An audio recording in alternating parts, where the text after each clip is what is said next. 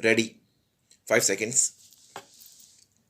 महोदय, राष्ट्रपति ने अपने भाषण में राजभाषा आयोग की रिपोर्ट के संबंध में कहा है कि हम सदस्यों की राय लेकर भाषा संबंधी कोई नीति घोषित करेंगे। मैं समझता हूँ कि भाषा का प्रश्न इतना जटिल नहीं था जितना कि उसको बना दिया गया है। इस जटिलता को लाने में जहां उन लोगों का हाथ है जो सरकार में नहीं हैं, वहां इसमें भारत सरकार की भी बड़ी जिम्मेदारी है। मुझे वह दिन याद है जब मैं छोटा था और देश गुलाम था। उस वक्त महात्मा गांधी हिंदी के संबंध में चर्चा करते थे और उनकी कृपा के फलस्वरूप और उनके प्रयास के फलस्वरूप सभी प्रांतों में हिंदी की सभाएं खोली गई और वहाँ हिंदी का प्रचार किया गया। उस समय हम अंग्रेजों के गुलाम थे और अंग्रेजों ने ही हमारी राजभाषा अंग्रेजी घोषित कर रखी थी। तब हम अंग्रेजी से दूर थे और हिंदी के निकट थे। लेकिन आज जब हमारी अपनी सरकार है, अपना शासन है, हम हिंदी से दूर होते चले जा रहे हैं। एक समय था जब देश में हिंदी के संबंध में एक मत था।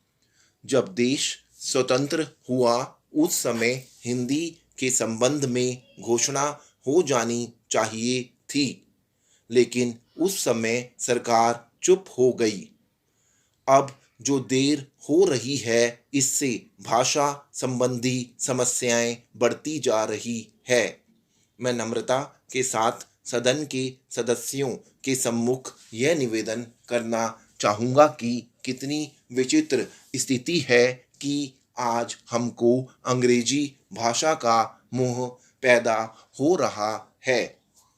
आज हिंदी देश की मुख्य भाषा है, इसमें कोई दो मत नहीं हो सकते।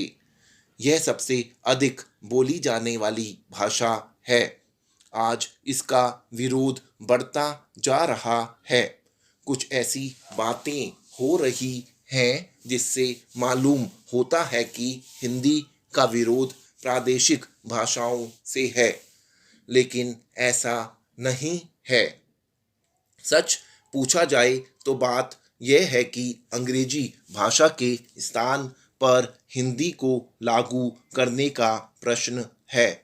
प्रांतों में काम प्रादेशिक भाषाओं में हो, किंतु केंद्र में तो हिंदी भाषा भाषियों को और कुछ जो अहिंदी भाषा भाषी लोग हैं, उनको यह गलतफहमी हो रही है कि हिंदी वाले बलपूर्वक हिंदी को राजभाषा बनाना चाहते हैं। लेकिन इसमें कोई इस प्रकार का प्रश्न नहीं है। यह तो केवल आपस में समझने का प्रश्न है। किसी स्वतंत्र देश में ऐसा नहीं है। महोदय, राष्ट्रपति के अभिभाषण में राष्ट्र की दशा का जो भी चित्रण किया गया है, उसे देखकर भविष्य के बारे में जनता के मन में अच्छे जीवन की आशा उत्पन्न होना कठिन है।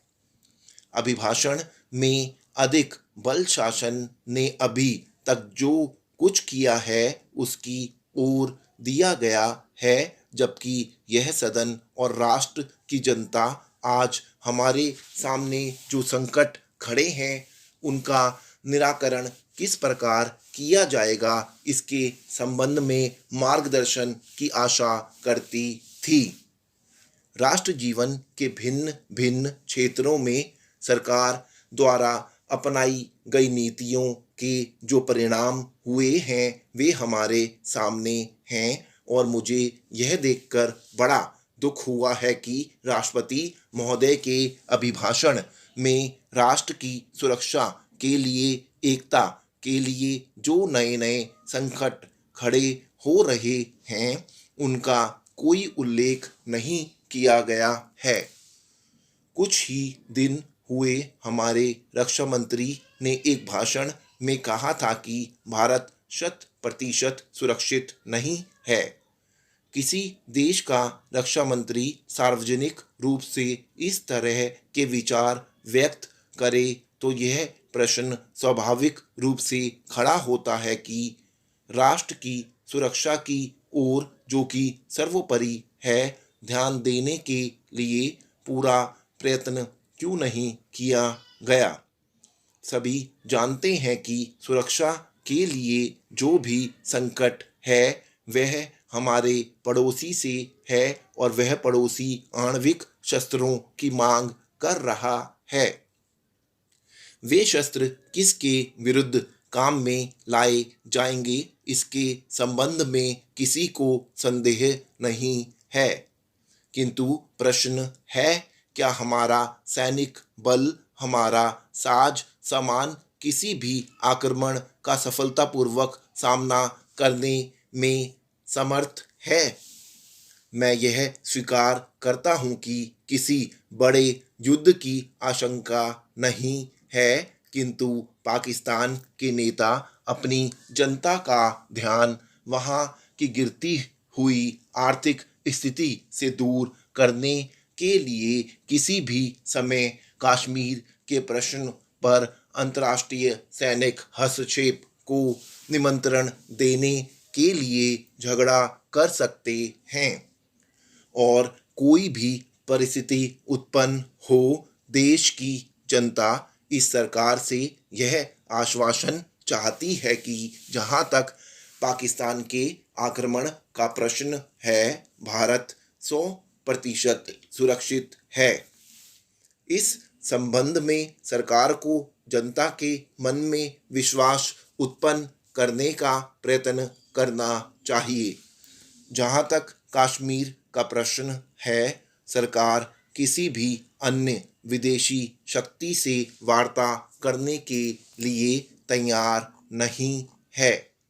महोदय, राष्ट्रपति ने अपने भाषण में राजभाषा आयोग की रिपोर्ट के संबंध में कहा है कि हम सदस्यों की राय लेकर भाषा संबंधी कोई नीति घोषित करेंगे। मैं समझता हूँ कि भाषा का प्रश्न इतना जटिल नहीं था जितना कि उसको बना दिया गया है। इस जटिलता को लाने में जहां उन लोगों का हाथ है जो सरकार में नहीं है, वहां इससे भारत सरकार की भी बड़ी जिम्मेदारी है। मुझे वह दिन याद है जब मैं छोटा था और देश गुलाम था। उस वक्त महात्मा गांधी हिंदी के संबंध में चर्चा करते थे और उनकी कृपा के फलस्वरूप और उनके प्रयास के फलस्वरूप सभी प्रांतों में हिंदी की सभाएं खोली गई और वहाँ हिंदी का प्रचार किया गया।